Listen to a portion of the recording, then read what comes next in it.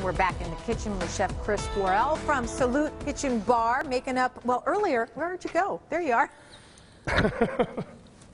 He's cleaning the floor, too. That's why we love him. He cleans up after himself.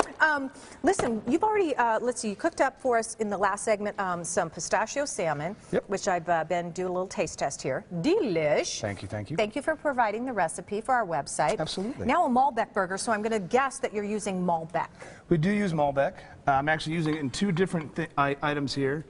I have the red wine caramel, which is a mixture of sugar, the Malbec. I put a little bit of honey in, butter, and then we just cook that down, and we're going to let it tighten, and cook out. It does take a little while, and as the recipe says online, what you're going to be waiting for are glossy and sort of large bubbles. And when it gets to that point, we want to pull it off, add a little bit more butter, and let it cool. And it sort of solidifies into a nice sort of rich caramel that we're going to put on top of the burger as well. Oh my gosh, that sounds absolutely amazing. It really is. And I noticed you use a lot of honey in your recipes. I saw you put some in there too. I did. I'm a big fan of honey. It sort of takes away from using the grain sugar. It's a little bit healthier, a bit more natural, and honey is just very, very good for you overall. It helps with allergies and things like that because it does come from the local area, and it helps with the local pollen that will help somebody or keep somebody from getting allergies. Hey, I never knew that. So you've got some onions in there, some wine. I have the Malbec, honey, a little pinch of sugar just to sort of move it along. Okay. And then this we actually end up cooking for quite some time. Then we're going to cook these until almost all of that liquid is cooked out and into the onions. So a nice caramelizing effect is what you're after here, right? Okay. And then we have our white wine sauteed mushrooms that are also with a little bit of butter, our herb mix from earlier, no honey in this one, just salt and pepper. And we're going to, like I said, this I use a Pinot Grigio. Any white wine is fine.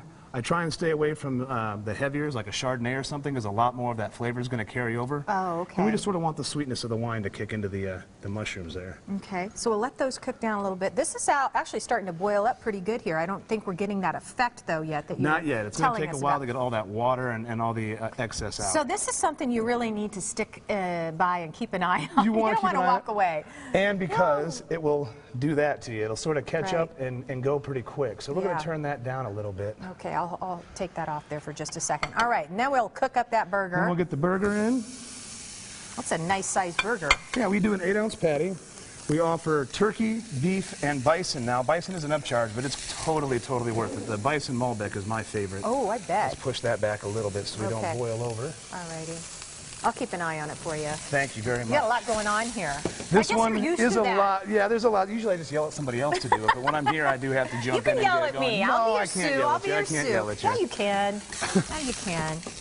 We'll get the burger. Of course, you can use a grill at home, but if you do want to use a pan, it's really not a problem. I let the fat of the burger cook it. I'm not going to add any extra oil or anything like that. Okay. A little salt and pepper, and that's all you need for a good beef patty. So listen, while that is cooking up over there, Zane, follow me over here because I want to take a look. Tell me again what you call this, because I just taste tested this a second ago. Insane. This is the hummus nachos. Oh. Delicious, delicious. By far our #1 seller. Is this the burger? That's a different burger, right? This is a different burger. This is a sriracha burger. Okay. It has the caramelized onions that we're using with the Malbec burger, but then it has a cream of sriracha spread, a little bit of actual sriracha, provolone, and bacon. And what are these? This is our melon wrap. So you have cantaloupe with a little bit of prosciutto wrapped around it, honey, again, and chopped walnuts. Excuse me, almonds. Yummy. Okay. All right. So we have about a minute left. Do you want to plate up? I'll pull out and see. Yeah. You've already got. I know he's got stuff going right here in the oven already, just so we can kind of get an idea of. So to start, I'll show you the finished product for the mushrooms and the onions. And this is my favorite. Look how great those onions look after they cook for a while. They get all that color in there. They're bright. They're rich. They got a little bit of a sweetness to them. A little sweetness, a little tang from the wine also, but it just adds to a burger. Any kind of sandwich, really, you can add those onto. Well, and we do have a finalized Malbec burger in here for you with everything on it. Holy moly, you went all out here, buddy. Oh, people are hungry. How'd you know? Because I've been here once before. You know how we roll. So we put everything together here. This one does get the provolone. And what we have on the side is our Salut fries.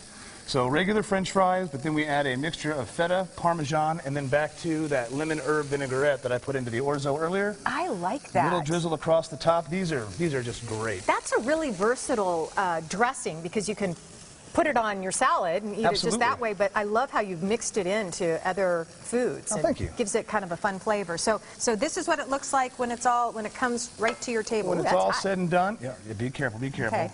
Now this, you got to watch. It got a little bit too warm, so I'm going to get out some of the excess. But then we do have that caramel, like I was saying, that we can squeeze out right onto the burger. And this is that nice Malbec caramel. Oh, that's what you've been cooking up in the pan. And That's what we're after, doing. I'll right? give you a little taster of it here. It's sort of messy, but okay.